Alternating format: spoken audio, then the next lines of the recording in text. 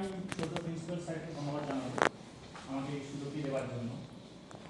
আমি ধন্যবাদ জানাবো আইকিউসি কোঅর্ডিনেটর পিনাকিদাকে এবং অবশ্যই সূর্যদাকে, যিনি ব্যবস্থাপনাটি করে দিয়েছেন। অবশ্যই ধন্যবাদ সবাইকেই জানাতে হয়, কারণ বক্তৃতা দেওয়া খুবই কঠিন। আমার তো হাত পা কাঁপছে, কিন্তু শোনাটা আরও কঠিন। আমি বসে দেখেছি বহুবার, সেই জন্য আপনাদেরকে বিশেষভাবে ধন্যবাদ দেবো এই সাহস দেখানোর জন্য। টাইটেলটা is a candle brighter than a diamond. এটা একটা ছোট্ট ইতিহাস আছে বলি। আমি যখন 2004-এ বিশ্বভারতীতে ঢুকলাম, তখন বড় বড় title seminar, studies of some aspects of blah blah blah, এত বড় বড়, ঠিক আছে। তারপর যখন পিএইচডি করছি তখন দেখছি অতিরিক্ত মেদটা ঝরিয়ে ফেলছে টাইটেলগুলো এবং ছিমছাম হয়ে উঠছে। যেমন একজন বিজ্ঞানী এলেন টিআইএফআর থেকে, উনি টাইটেল দিয়েছিলেন শুধু সেরেন্ডিপিটি, মানে অ্যাক্সিডেন্টাল যে সমস্ত ডিসকভারিগুলো হয়েছে অর্গানিক রিয়াকশনে, সেটার উপর দুর্দান্ত একটা লেকচার দিলেন। তারপর স্কুলে কিছুদিন গ্যাপ ছিল, সেমিনার অ্যাটেন্ড করা হয়নি। আবার যখন এখানে জয়েন করলাম তখন আবার সেমিনার অ্যাটেন্ড করা শুরু করলাম। এখানে এসে অনির্বাণে লেকচার শুনলাম, ওখানেও সুন্দর টাইটেল, ডাইনোসরাস টু ডারউইন, তাই তো এরকম লেকচারে ছিল। সূর্যদার লেকচার শুনেছি, প্লাটিনাম জুবিলির অনেকগুলো লেকচারের টাইটেলগুলো দেখেছি। টাইটেলগুলোর একটা এভলিউশন হয়েছে, কিন্তু যারা এই ধরনের টাইটেল করেছেন পরবর্তীকালে তারা কিন্তু বলেছেনও ভালো। আমার কিন্তু টাইটেলটাই ভালো হবে, বলাটা ভালো হবে, ঠিক আছে?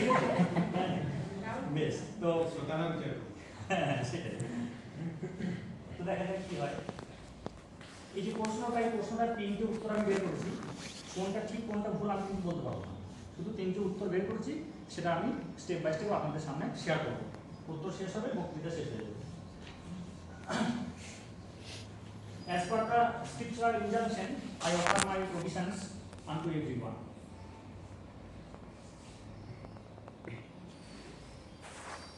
এবার একটা ঘটনা আমি দেখাবো, একটা ছবি দেখাবো, সেটা কি ঘটনার উপর সেটা বলতে হবে।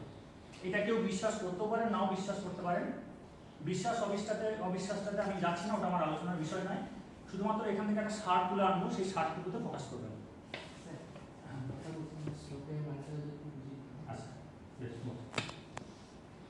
এটা হচ্ছে ভগবদ গীতার 2 নম্বর অধ্যায় 20 নম্বর শ্লোক। না জায়তে মিয়তে বা কদাচিৎ নাম ভূত্বা ভবিতা বানা ভূয়াহা অজ নিত্যা শাশ্বত ভয়ং পূর্ণা না হন্যতে হন্যে মানে ছাড়িতে। এর মানে হচ্ছে for the soul there is neither birth not death at any time. The soul has not come into being, it is not coming into being, it will not come into being. অজ নিত্যা শাশ্বত ভয়ং পূর্ণা, এটা হচ্ছে it is unborn, ever existing, eternal and primeval. আর লাস্টটা হচ্ছে when the body is slain, body is killed, the soul is not killed. মানে মোটা কথা হলো যে শরীরের মৃত্যু নেই, মৃত্যু আছে, আত্মার মৃত্যু নেই, জন্ম মৃত্যু। শরীরে যখন মৃত্যু হয়, আত্মার মৃত্যু হয় না। তার মানে এটা যদি ধরা হয় সত্যি, তাহলে এখানে যারা বসে আছেন তাদের বয়স কোটি কোটির উপরে। সেই জন্য আমি সবাইকে পরিবার জানালাম।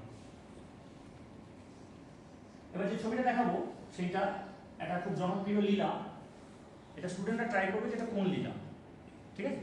তারপর না পারলে টিচার, সবার শেষে সূর্যদা। এটা একটা জনপ্রিয় লীলা, কি বলতে পারবে এটা কি? খুব সুন্দর পালা কীর্তন হয় এটা। সুমন ভট্টাচার্য দুর্দান্ত কীর্তন করেন, এটা 7-8 ঘন্টা কীর্তন করতে পারে। ওই দুটো ভাগে ভাগও করেছেন, প্রথমটা একটা পার্ট, দ্বিতীয়টা একটা পার্ট।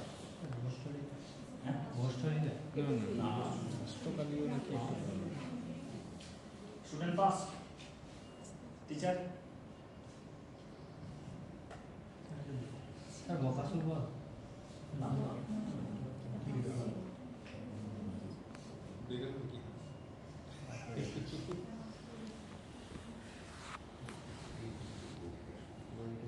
সূর্যদা। হ্যাঁ প্রেজেন্টেশনটা দিতে হবে। আচ্ছা, আমি ওইটা আবার বলছি যে বিশ্বাস অবিশ্বাসের প্রসঙ্গ নয়, ওটা আমার আলোচনার বিষয় নয়। আমি এখানে সার তুলাম, শুধু গল্পটা একটু এনজয় করি। একবার নারদমণি ব্রহ্মার কাছে গিয়ে বলছে যে আপনি তো সৃষ্টিকর্তা, তো যিনি আপনাকে সৃষ্টি করেছেন তিনি এখন দাপর যুগে বৃন্দাবনে লীলা করছেন, তো আপনি গিয়ে দর্শন করে আসুন। তো বৃন্দাবনে এসেছে, বৃন্দাবনে এসে জিজ্ঞেস করছে কৃষ্ণ কোথায়। তো সবাই বলছে যে আপনারা যমুনার পাড়ে যান, যমুনা তীরে গিয়ে দেখুন একটা কালো ছেলে বন্ধুদের সঙ্গে দেখবেন ঘোরাঘুরি করছে, ধুলোতে গড়াগড়ি খাচ্ছে, গরু বাছুর নিয়ে দেখবেন নৃত্য করছে, বাসি বেড়াচ্ছে, এসব চলছে, ওখানে যান, ওখানে খুঁজে পেয়ে যাবে। এবার ব্রহ্মা ওখানে পৌঁছে দেখছে হ্যাঁ ঠিক তাই, একটি ছেলে ওরকম তাণ্ডব করছে। তো ওর সন্দেহ হলো, ব্রহ্মার সন্দেহ হলো যে যিনি এই বিশ্ব ব্রহ্মাণ্ডের সৃষ্টিকর্তা তিনি কিভাবে ধুলে গড়াগড়ি খেতে পারেন। আবার এদিকে মনে হচ্ছে যে নারদ মুনি কি মিথ্যা কথা বলবে, তখন ভাবছেন তাহলে একটা পরীক্ষা করে দেখা যায়। তো তিনি কি বললেন, সমস্ত বাছুর এবং যত বন্ধু বান্ধব ছিল সবাইকে হরণ করে নিলেন। সেদিন একটা বিশেষ কারণে গরু ছিল না, অত ডিটেলিংয়ে যাব না। হরণ করে নিয়ে যখন চলে গেলেন তখন কৃষ্ণ চমকে গেল। এবার এই অবধি গল্পটা বলার পর গুরুদেব শিষ্যদেরকে প্রশ্ন করছে, মানে আসলে গল্পটা আমি বলছি না, গুরুদেব ক্লাসে বলছেন গুরুকুলে শিষ্যদেরকে প্রশ্ন করছেন যে এই যে চমকে গেল কৃষ্ণ, এটা তোমরা কিভাবে নিচ্ছ বলো। তখন কিছু শিষ্য উত্তর দিল যে গুরুদেবের তো চমকানোর মতনই ব্যাপার, ধরুন এই আশ্রমের সমস্ত গরু, আমার সমস্ত বন্ধু, আপনি, এটা সবাই যদি হঠাৎ করে উঠে যায় আমি তো চমকে যাবই, এটা খুব স্বাভাবিক ব্যাপার। কিছু শিষ্য উত্তর দিল, গুরুদেব এটা হতে পারে না, ভগবান চমকায়, আপনার কোথাও একটা ভুল হচ্ছে, বা হয়তো আপনি আমাদেরকে পরীক্ষা করার জন্য আপনি প্রশ্নটা করেছেন। এটা আরেকটা উত্তর। তৃতীয় আরেকটা উত্তর পাওয়া গেল, এই ছেলেগুলো একটু সিরিয়াস, বেশি পড়াশোনা করে। ওরা বলছে কৃষ্ণ ওর বোন যোগমায়া দেবীকে বলেছে এমন করে মায়ার জাল রচনা করতে যাতে করে আমি বুঝতেই না পারি যে আমি ভগবান, আমি নররূপে লীলা করছি, এখানে যেন আমার যেন এতটুকু কখনো যেন মনে না হয় যে আমি ভগবান। তাই তিনি তার নিজের নির্দেশেই চমকান। এই তিনখানা উত্তর পাওয়া গেল। এই তিনটে উত্তর আমাদের যে সম্ভব একটা প্রশ্ন থেকে শুধু এইটুকু নিলাম। যেহেতু গল্পটা বলেছি সব ছোট করে শেষ করে দিই। এবার কি হলো, ব্রহ্মা ওদেরকে নিয়ে গিয়ে লুকিয়ে রাখলো। যখন ফিরে এসেছে দেখতে যে কৃষ্ণের কি অবস্থা দেখি, ফিরে এসে দেখছে যেমন বুঝলো তেমনই আছে, অর্থাৎ যা যা ছিল সবই আছে, কিছু যায়নি। তখন গিয়েছিল তাহলে কি কৃষ্ণ চুরি করে নিয়ে চলে এসছে। তখন ওখানে গিয়ে দেখছে নতুন ব্রহ্মা অ্যাপয়েন্টমেন্ট হয়ে গেছে, ওকে ঢুকতে দিচ্ছে না। দিয়ে তো ব্রহ্মা তাকে বুঝতে পেরেছে যা গড়বড় করে দিয়েছি, সর্বনাশ হয়ে গেছে, ক্ষমা চাইছে। তখন আর ওকে বলছে ক্ষমা করা হবে না, তুমি আমার ভক্তদের সঙ্গে ছলনা করেছো, হ্যাঁ তোমাকে তাহলে নররূপে জন্মগ্রহণ করতে হবে, তবে তুমি যেহেতু ব্রহ্মা তাই তোমার পিছনে পিছনে আমিও আসছি তোমাকে উদ্ধার করার জন্য।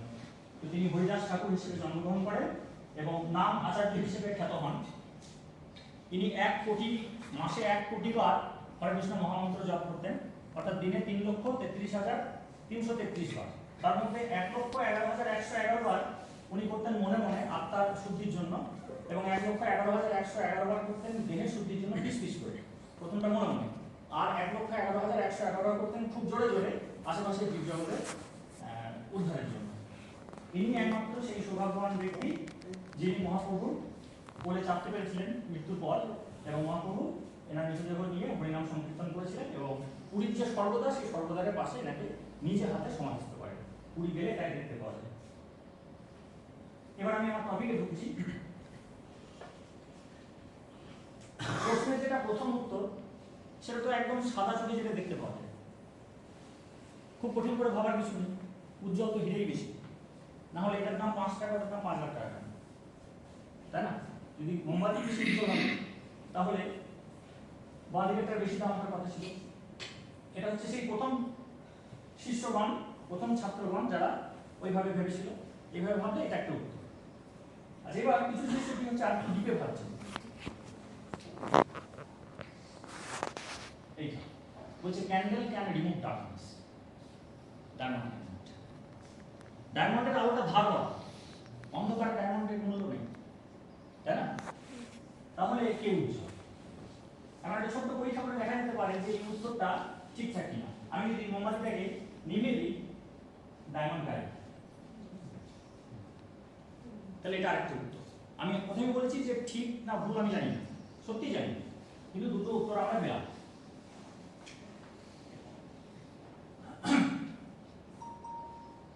এক মহামানব তিনি জীবনে, হ্যাঁ আমি এখন বলবো না পরে? হ্যাঁ বলুন। বুঝছি যে তাহলে মানে জিনিসটা ক্যান্ডেল না দা ফ্লেম অফ দা ক্যান্ডেল। হ্যাঁ, এবার ধরুন মোমবাতি না জ্বালে তার তো কোনো মানে নেই, মানে এখানে ক্যান্ডেল শুধু মোমবাতি তো কোনো ফ্লেমটাই অবশ্যই ক্যান্ডেল করছে। হ্যাঁ ক্যান্ডেল না ক্যান্ডেলটা না থাকলে ফ্লেমটা আসবে না। আবার ফ্লেমটা যদি না জেনারেট করি তাহলে ক্যান্ডেলের কোনো মানে নেই, সুতরাং ওইটা হিডেন আছে। কিন্তু তোমার তাহলে ওই মাঝে যে ছবিটা বললে যে ক্যান্ডেল নেভালে হিরে মানে গায়ে অন্ধকার মানে কি? তাহলে কিন্তু ওইখানে যে ঘটনাটা হচ্ছে তুমি যদি এক্সটার্নাল আলো সোর্স না রাখো তাহলে মোমবাতিও তো গায়ে না আপনাকে ধরাতে হবে প্রথমে, তারপর তো নিজে থেকে বার্ন করবে। তারপর না, নিভিয়ে যেই দিলে হ্যাঁ। তাহলে অন্ধকার মোমবাতিও তো দেখা যায়। গায়ে হয়ে গেল মোমবাতিও তো গায়ে হয়ে গেল। এটা এক্সটার্নাল সোর্সেস অফ লাইট তো দুটো ক্ষেত্রে সেগুলো তো বটে, এগুলো তো বুঝে নিতে হবে। অন্ধকার হলে তো সব জায়গায় কিন্তু মোমবাতিটা আছে, হিরেটা নেই, এটা জাস্ট বোঝানো। খবর এটা তো বটে, অবশ্যই। আচ্ছা যাই হোক, এক মহামানব, একে আমি টেনশন আছি।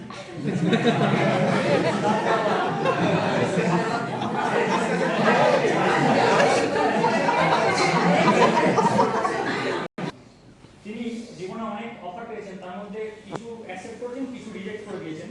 তো একটা বিষয় রিজেক্ট করবার সময় তিনি এই কথাটা বলেছিলেন, I have always loved science more than money and because my occupation is almost entirely personal, I cannot afford to get rich. এইটা দেখে বলা মুশকিল যে উনি কে, তবু কেউ যদি ট্রাই করে। হিন্টটা কঠিন, সহজ নয়, ভালো হিন্ট দেবো, তবু ট্রাই কর কেউ স্টুডেন্টের মধ্যে।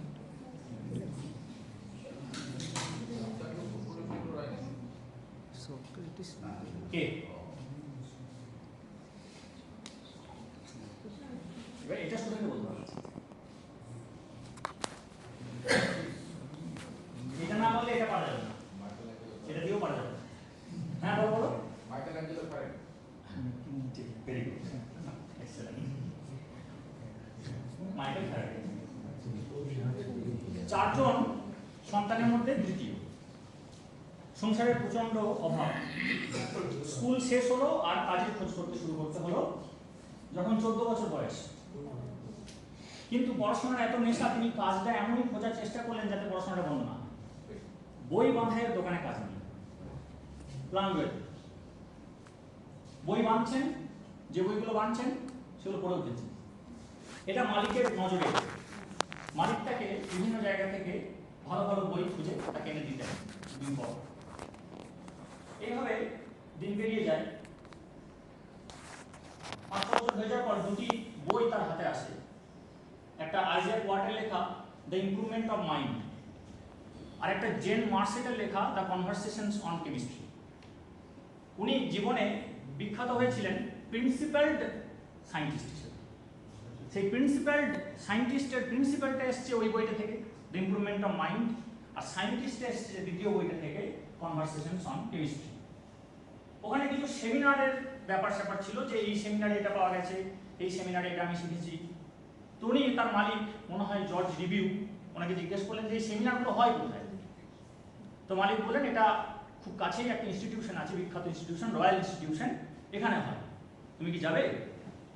বলে হ্যাঁ আমাকে ব্যবস্থা করে দিন। তো টিকিটের প্রয়োজন ছিল তখন ওইগুলো অ্যাটেন্ড করার জন্য।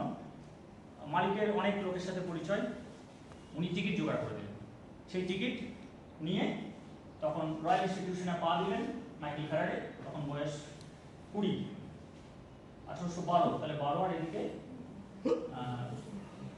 21 এরকম, 20, 21 বা 22 এরকম। তখন হামফ্রি ডেভি হচ্ছে 1 নম্বর, মানে ইংল্যান্ডের 1 নম্বর ফিজিসিস্ট এবং কেমিস্ট।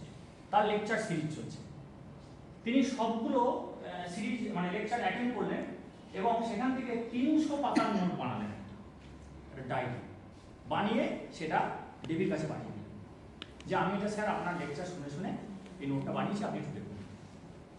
ডেভি ওটা পড়লেন এবং সঙ্গে সঙ্গে কাইন্ড হার্টেড একটা রিপ্লাই দিলেন যে আমি চমকে গেছি এটা দেখে যে শুধু স্কুল পাস, যে আন্ডার গ্র্যাজুয়েট, মাস্টার্স, পিএইচডি কিছু করেনি, সে একজন বড় সায়েন্টিস্টের লেকচার শুনে এরকম একটা নোট বানিয়েছে, হ্যাঁ, এবং প্রায় নির্ভুল। তো তোমার কথাটা আমার মাথায় রইল। তো একটা শাহরুখ খানের একটা দারুণ ডায়লগ আছে, খুব ভালো লাগে আমার, যে किसी चीज को अगर दिल से चाहो तो पूरे कायनात तुम्हें उसे मिलाने में लग जाते हैं। तो হলো তাই, হামফ্রি ডেভি একদিকে ফিজিক্সের কাজ করতেন, একদিকে কেমিস্ট্রির কাজ করতেন। অ্যামোনিয়া আর ক্লোরিন নিয়ে বিক্রিয়া করাচ্ছিলেন। ক্লোরিন অল্প দিলে কি হয়, একটা নিরাপদ যৌগ তৈরি হয়, কিন্তু ক্লোরিন বেশি দিলে নাইট্রোজেন ট্রাইক্লোরাইড তৈরি হয়, NCl3, যেটা হচ্ছে একটা অয়েলি এক্সপ্লোসিভ লিকুইড।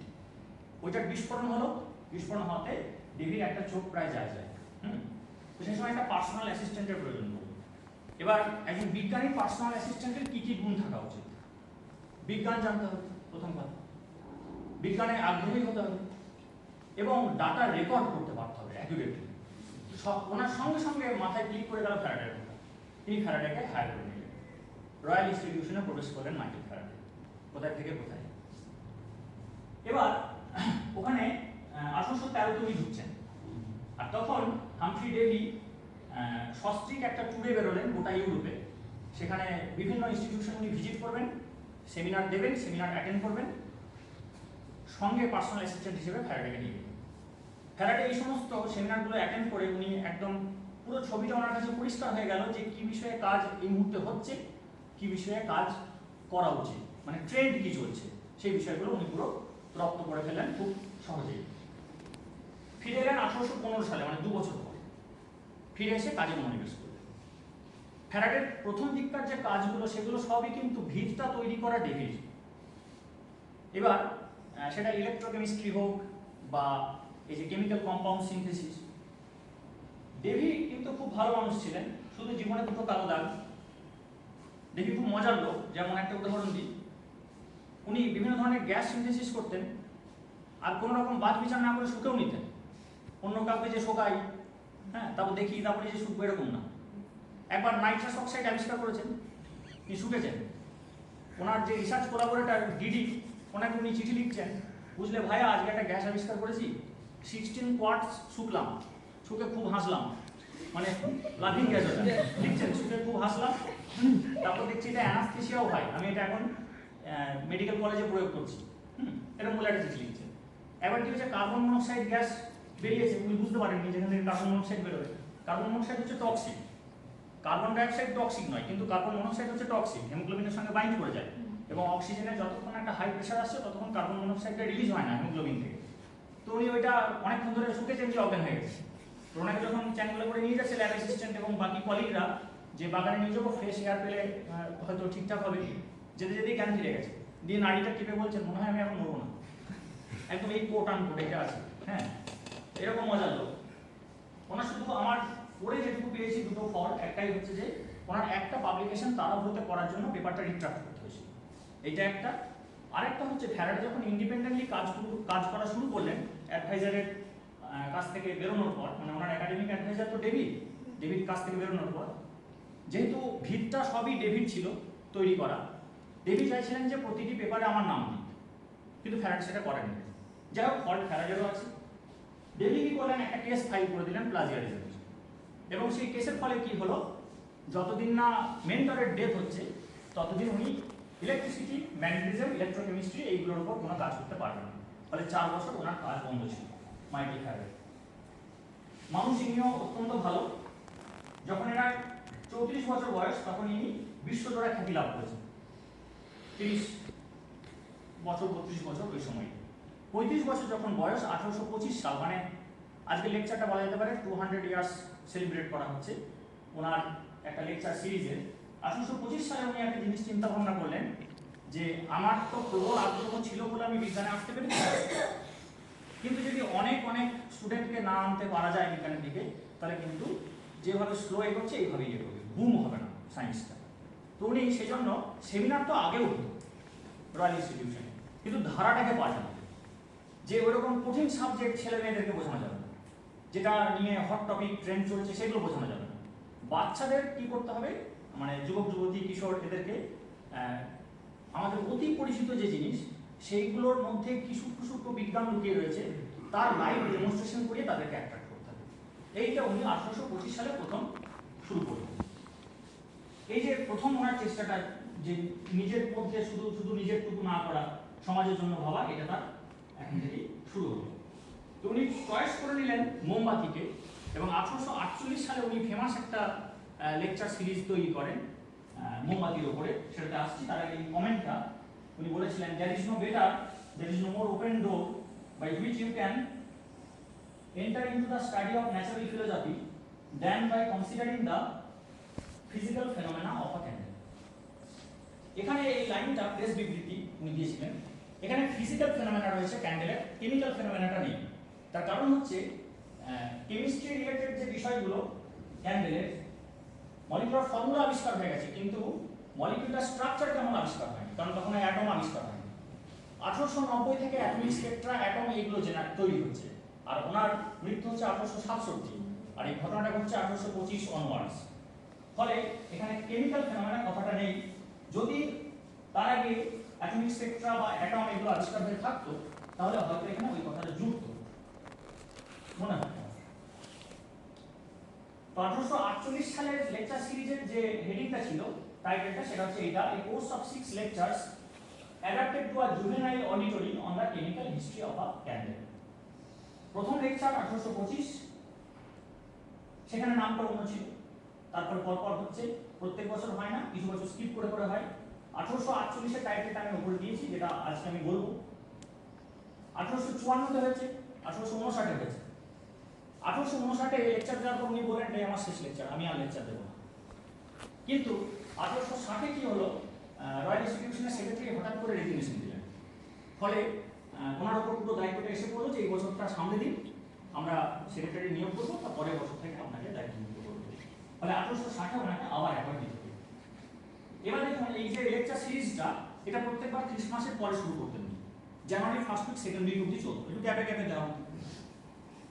সেই জন্য পপুলার হয়ে গেছিল ক্রিসমাস লেকচার নাম এই লেকচার সিরিজগুলো। যত সময় যাচ্ছে কি হচ্ছে, পপুলার হচ্ছে, ফলে দর্শকের সংখ্যা বাড়ছে, অডিটোরিয়ামের স্পেস বাড়ছে।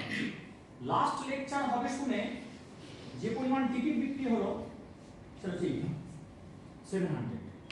মানে আমাদের গীতাঞ্জলির ক্যাপাসিটি হচ্ছে 750। আপনি শুধু স্পেসটা আইডিয়া করুন যে কতটা ক্যাপাসিটি করা উচিত। এবার দেখুন, 1861 আবিষ্কার হচ্ছে ট্রান্সমিটার, 1870 আবিষ্কার হচ্ছে মাইক্রোফোন, 1876 আবিষ্কার হচ্ছে কার্বন বেসড মাইক্রোফোন, আর উনি 1807। তারপর ওনাকে অমায়িকভাবে বলতে হয়েছে, মাইক্রোফোন বানিয়ে দিল। 700 লোক, তাদেরকে লাইভ ডেমনস্ট্রেশন করে দেখানো হবে, সবাই যেন দেখতে পায়, শুনতে পায়। তার জন্য এই অডিটোরিয়ামটা তিনি ইঞ্জিনিয়ারের সাহায্যে নিজে দাঁড়িয়ে থেকে তৈরি করেছিলেন, সাউন্ড এফেক্ট সমস্ত কিছু দিয়ে, যাতে সবাই শুনতে পায়, মোটামুটি দেখতে পায়। বক্তৃতা দিতেন অসাধারণ, এবং বলাও ছিল খুব সুন্দর। এরকম ভাবে ঠিক মাঝখানে সেমি সার্কেলের মতো করে মাঝখানে বসে দিয়ে ডেমনস্ট্রেশন দিতেন। যে যে ফিজিক্যাল ফেনোমেনাগুলো উনি ক্লেম করেছেন যে মোমবাতিকে অ্যাক্টিভ রাখে, সেগুলো সব উনি ডেমনস্ট্রেশন করে প্রমাণ দিয়ে দিতেন একদম দর্শকদের।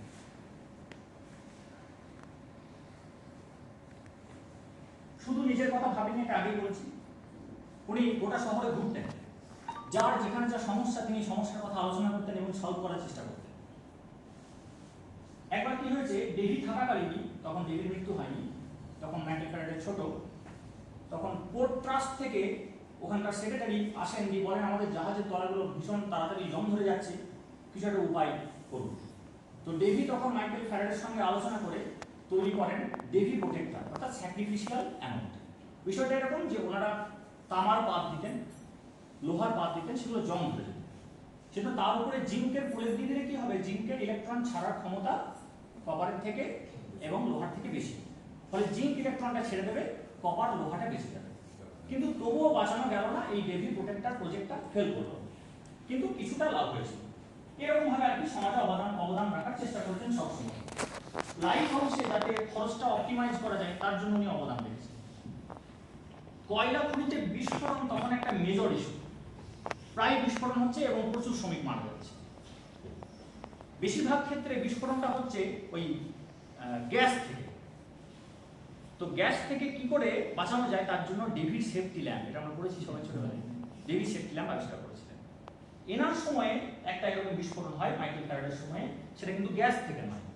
তদন্তের ভার মেয়র দিলেন মাইকেল ফ্যারাডে। তিনি একটা টিম গঠন করে গিয়ে আইডেন্টিফাই করলেন যে কয়লার গুঁড়ি থেকে এটা তৈরি হচ্ছে, এই বিস্ফোরণটা হয়েছে। তো তিনি ভেন্টিলেশনের এমন একটা মেকানিজম করে দিলেন, যার ফলে ভবিষ্যতে আর কোনোদিন কয়লার গুঁড়ি থেকে বিস্ফোরণ হয়নি, অন্য কোনো কারণে হয়েছে। 1850-এর একটু পরের দিকে কি হলো, প্রচুর পরিমাণে ইন্ডাস্ট্রি তৈরি হলো, এবং সেই ইন্ডাস্ট্রির জলগুলো সব থেমস নদীতে পড়তো, আর শহরে যত বজ্র পদার্থ সমস্ত কিছু ওই থেমস নদীতে এসে পড়তো। ফলে কিছুদিনের মধ্যে নদীটা নষ্ট হয়ে গেল, এবং নদীটা একদম বজ্র পদার্থে ভর্তি, নোংরা বজবজ করছে, সেখান থেকে রোগ ছড়াচ্ছে, তখন একটা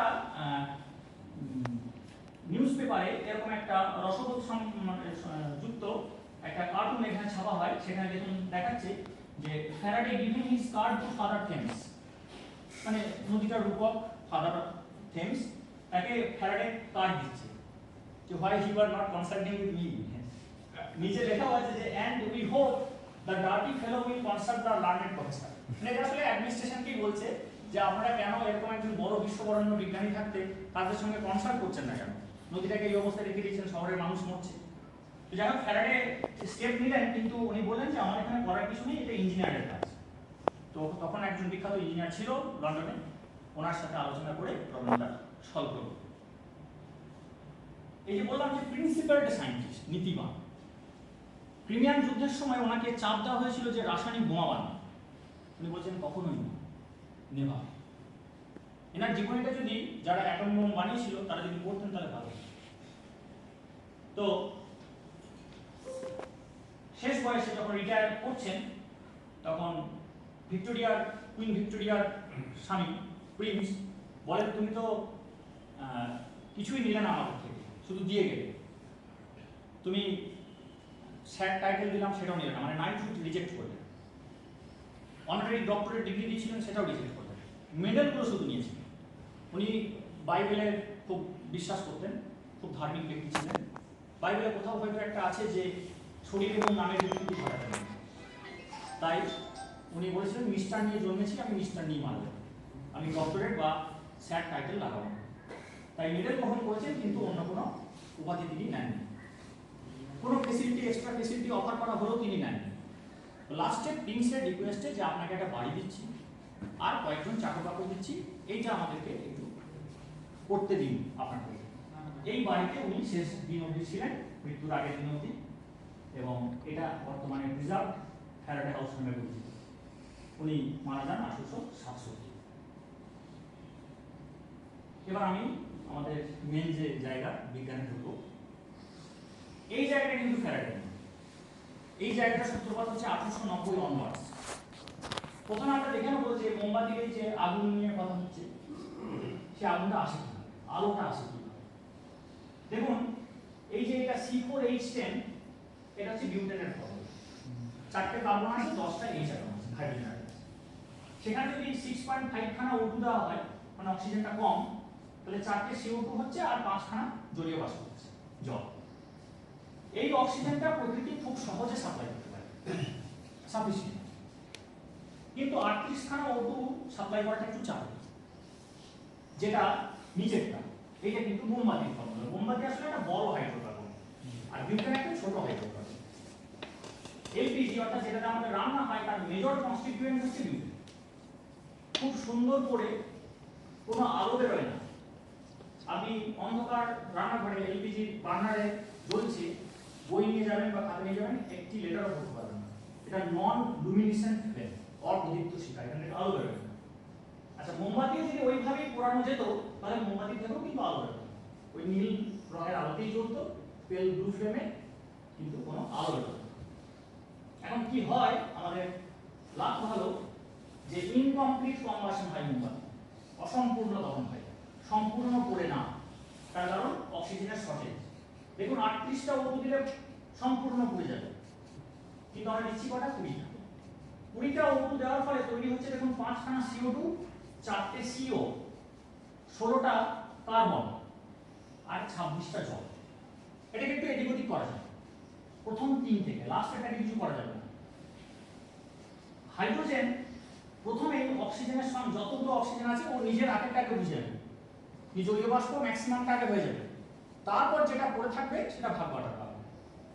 ধরুন বাড়িতে যদি অল্প খাবার থাকে, মা বাবা আর বাচ্চা, দেখবেন বাচ্চার পেটটা ভরবে, তারপরে বাবার পেটটা হয়তো অর্ধেক ভরবে, মায়েরটা ভরবে। এটা কেন হয় যায় না, কিন্তু হয়, হয়ে আসছে। সেরকমই হাইড্রোজেন ও আগে সব খেয়ে নেবে, তারপরে যেটা পড়ে থাকবে বাকিদের মধ্যে ভাগ বাটা হবে। তাহলে এই যে কম্বিনেশনটা করা হয়েছে, 5টা CO2, 4টে CO আর 16টা C, এটাকে ম্যানিপুলেট করা যেতে পারে। করলেও আমি কিন্তু আনবার্ন কার্বন পাবো। এইবার এই যে কার্বন পরমাণু, এই পরমাণুটা কি হলো, শিখার মধ্যে চলে গেল। রিয়াকশনটা হচ্ছে এক্সোথার্মিক রিয়াকশন, তাপ বচি, প্রচুর পরিমাণে তাপ বেরোচ্ছে, সেই তাপে কার্বন পরমাণু গরম হলো। এই এন্ডোথার্মিক হলো তো তাপ মুচি হবে এক্সোথার্মিক। এক্সোথার্মিক এক্সোই বললেন, এক্সোই বলেছেন। হ্যাঁ, কি বললাম আমার মনে নেই। এক্সোই। তাপমোচি বলেছে, ঠিকই আছে। এক্সোই বলেছি। আচ্ছা ঠিক আছে। এক্সোথার্মিক তাপমোচি, তাপ বেরোচ্ছে, সেই তাপে কার্বন পরমাণু যেটা খুলে বেরিয়ে চলে আসছে মোম থেকে, সেইটা গরম হয়ে যাচ্ছে। গরম হলে কি হয়, সেই তার প্রচুর শক্তি স্তর থাকে, মাঝে গ্যাপ একটা শক্তি স্তর, মাঝে গ্যাপ শক্তি স্তর। আমি এখানে বাঁ দিকে দেখানোর চেষ্টা করছি। তো ইলেকট্রন কি হবে, এই শক্তি স্তর থেকে ঝাঁপিয়ে এখানে চলে যাবে। নেমে আসাটা কিন্তু স্বতঃস্ফূর্ত। দেখবেন সিটটা আমাদের উঠতে কষ্ট হয়, কিন্তু ছাদে তো লাল মেটেরিয়াল কষ্ট হয়, ওটা নিজেই পড়ে যাবে। সেটা নেমে আসাটা সবসময় স্বতঃস্ফূর্ত প্রকৃতিতে, কিন্তু ওঠাটা কষ্ট। তো নেমে আসবে নিজে থেকে, এবং নামার সময় এই যে এক্সেস যে এক্সট্রা যে এনার্জিটা আছে, যে এনার্জি ডিফারেন্সটা আছে, সেটা একটা প্যাকেটের মধ্যে ভরে বার করে দেবে, তারই নাম হচ্ছে ফোটন কণা। এই আলোটা আমরা দেখি। তো যদি কোনোভাবে এক্সেস অক্সিজেন আমরা পোড়াতে পারি মোমবাতিকে, তাহলে কিন্তু ওই এলপিজি যেমন ভাবে ঘুরছে ওইভাবেই ঘুরতো, এবং আমরা কোনো আলো ওখান থেকে পেতাম না। এই ডেভেলপমেন্টটা কিন্তু হয়েছে আফটার 1890। মানে ফ্যারাডের এখানে পড়ার কিছু নেই, ফ্যারাডে যেটা করেছেন সেটা আমি আসছি এই জায়গাটা।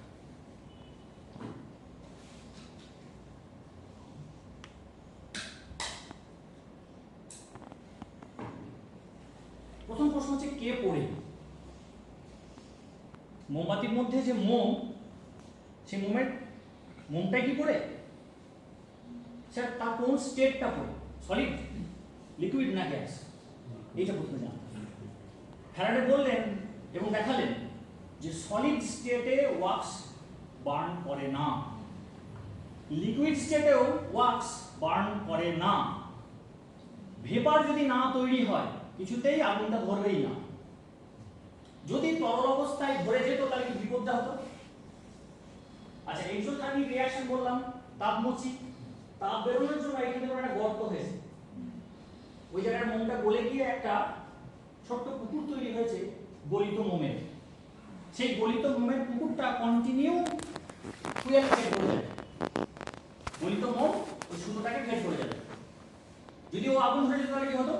পুরো মোমবাতিটা সঙ্গে সঙ্গে পুড়ে শেষ হয়ে যাবে।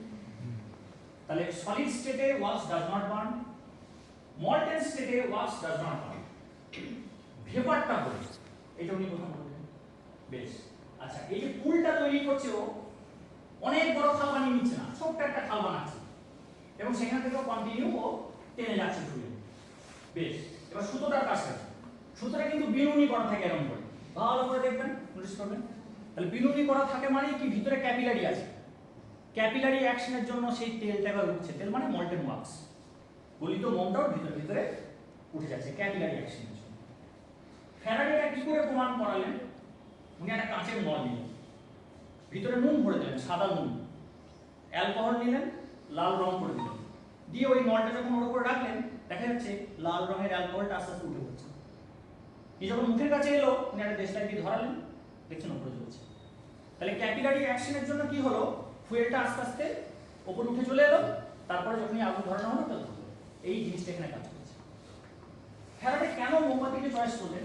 এক হচ্ছে মোমবাতি খুব পরিচিত জিনিস, এবং এর মধ্যে এটা হচ্ছে একটা একটা ল্যাবরেটরি, এটা বহু কিছু ফিজিক্যাল এবং কেমিক্যাল ফেনোমেনা এখানে চলছে, যেগুলো দিয়ে একজন কিশোর কিশোরীকে সহজেই অ্যাট্রাক্ট করে ফেলা যায়।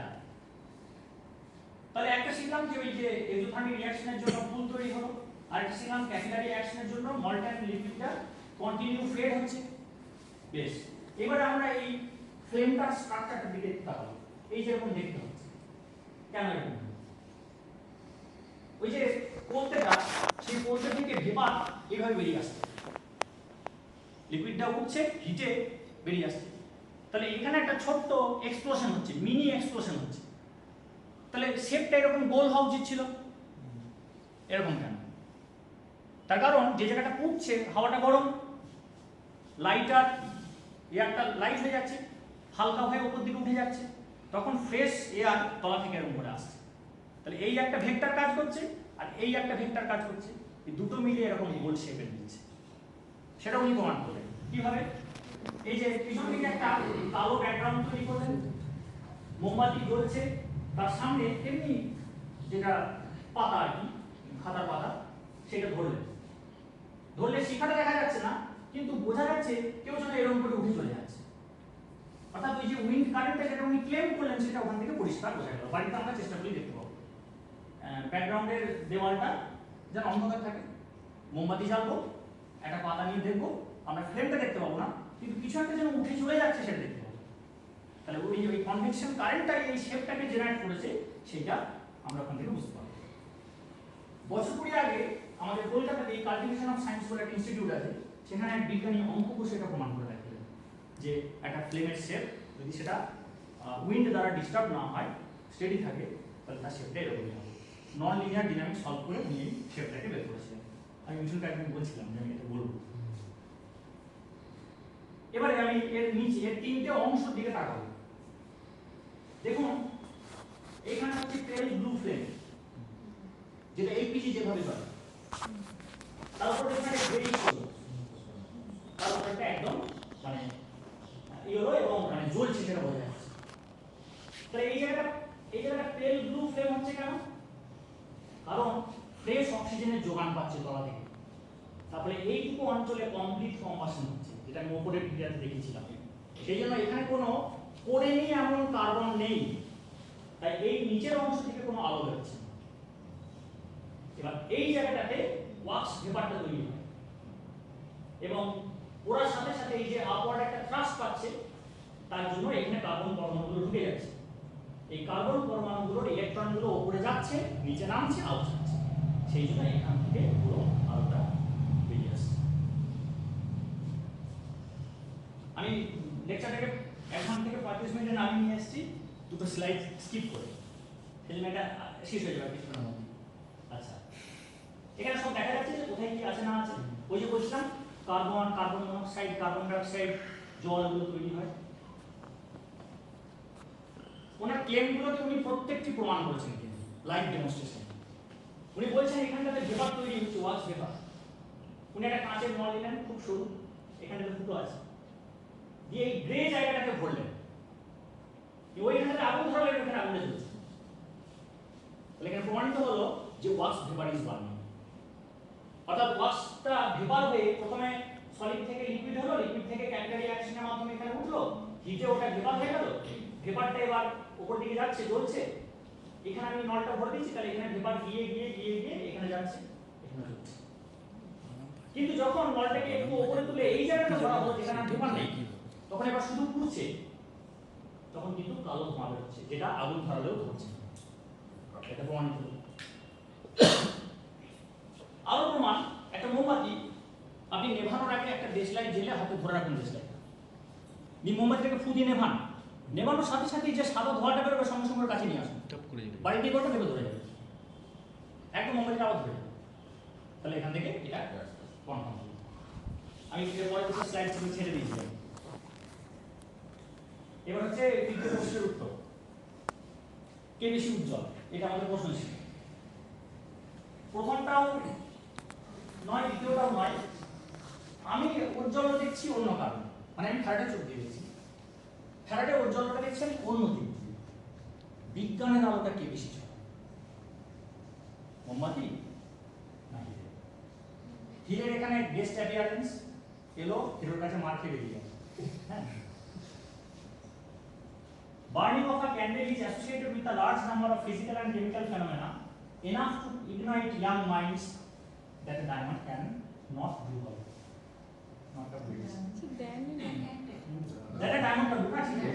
ঠিক আছে, that a diamond can do. Diamond যতটা পারে, ডায়মন্ডের মতো কেমিস্ট্রি আছে, ফিজিক্স আছে, ও যতটা পারে তার থেকে এ আরো বেশি পারে, তাই ফ্যারাডে ডায়মন্ডের পরিবর্তে ক্যান্ডেল ইউজ করেন। এবং আমাকে যদি ক্যান্ডেল আর ডায়মন্ড দেয়, আমি যদি ডায়মন্ডের নিই, ফ্যারাডে নেন, তিনি প্রিন্সিপাল সায়েন্টিস্ট। এনাদের জীবন পড়ে আমার মনে হয়েছে যে আমি জানি না, আমি কিছু জানি না। I know that I don't know. Thank you for your presence. Thank you.